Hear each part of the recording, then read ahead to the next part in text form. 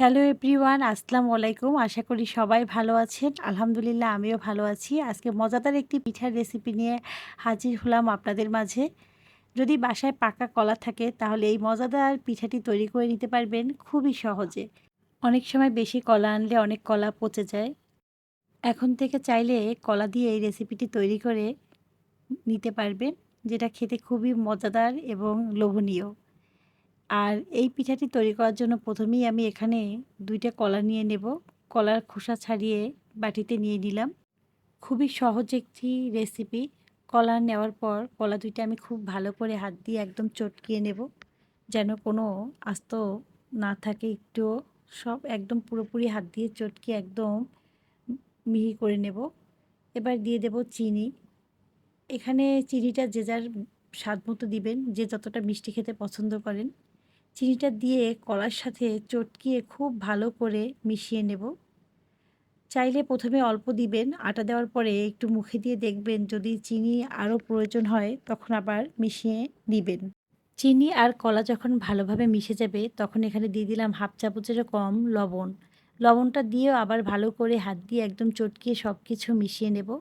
এবার দিয়ে দেব সামান্য একটু ভ্যানিলা এসেন্স। এই ভ্যানিলা এসেন্স দেওয়ার কারণে কিন্তু সুন্দর একটা ফ্লেভার আসবে। চাইলে এটা না দিলেও সমস্যা নাই। তবে দিলে একটা সুন্দর ফ্লেভার আসবে পিঠাটা থেকে। এখন সবকিছু আবারও একটু খুব ভালো করে হাত দিয়ে চটকিয়ে নিয়েছি। এবার যেটা করব এখানে অল্প, অল্প করে আটা দিয়ে দেব আর মেখে নেব। অল্প, অল্প করে আটা দিয়ে খুব ভালো করে মেখে নেব। অনেক বেশি আটা দেওয়ার দরকার নাই। আটা দিয়ে খুব ভালো করে মাখতে থাকবো। মাখতে, মাখতে আমার এখানে একটু ঘন মনে হয়েছিল। তখন আমি এখানে একটু পানি দিয়ে দিলাম। সামান্য একটু পানি দিলেই হবে। আবারও হাত দিয়ে সবকিছু একটু মিশিয়ে নেব যেন সবকিছু খুব ভালোভাবে মিশে যায়। এই পিঠাটা দেখতে যেমন লোভনীয়, খেতেও তেমন মজা। খুব সহজে তৈরি হয়ে যায়।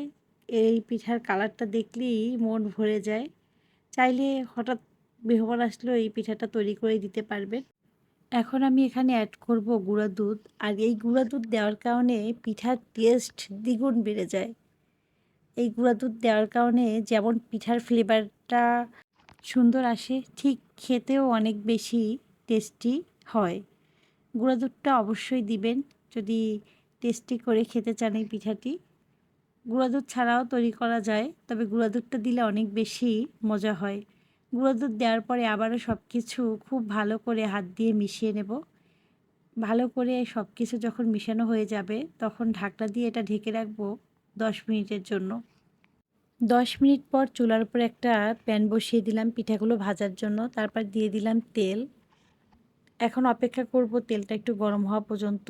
যখন তেলটা গরম হয়ে যাবে এবার পিঠার ব্যাটার থেকে অল্প, অল্প নিয়ে দিয়ে দেব। দেখুন আমি কিভাবে দিয়ে দিচ্ছি। একসাথে আমি ৫ বার ডো দিয়ে দেব। মোট ৫ টা পিঠা তৈরি করে নেব এই তেলের মাঝে। দেখুন কিভাবে দিয়ে দিচ্ছি। খুবই লোভনীয় একটা পিঠা। যখন একটা সাইড একটু হবে তখন খুন্তির সাহায্যে একটু উল্টিয়ে দিবেন।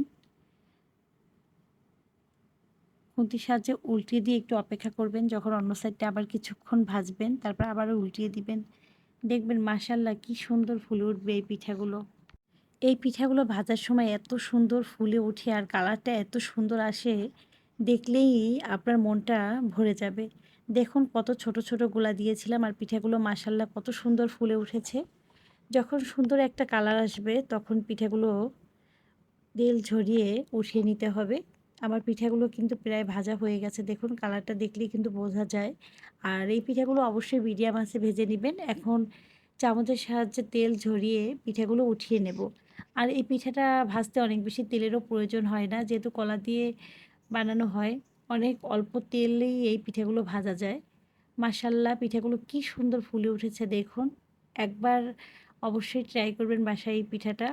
আমার বাসার তো সবাই খুব পছন্দ করে এই পিঠাটা। আশা করি আপনাদেরও অনেক বেশি ভালো লাগবে। এরপর আমি আরও এক ব্যাচ পিঠা ভেজে নিলাম। দেখুন এই পিঠাগুলোও কিন্তু মাশাআল্লাহ অনেক সুন্দর ফুলে উঠেছে আর কালারটাও কিন্তু সুন্দর হয়েছে। সবগুলো পিঠা আমার ভাজা কমপ্লিট হয়ে গেছে। দেখুন মাশাআল্লাহ সবগুলো পিঠাই কিন্তু ফুলে উঠেছে। আলহামদুলিল্লাহ। এই পিঠাগুলো খুবই সুন্দর। চাইলে অতিথি আপ্যায়নেও রাখতে পারেন। ঝটপট বানিয়ে খুবই সহজেই হয়ে যায়, সময় লাগে না। মাশাআল্লাহ আর খেতেও অসাধারণ। আশা করি আপনাদেরও আজকের রেসিপি ভালো লেগেছে। সবাই ভালো থাকবেন। আল্লাহ হাফেজ।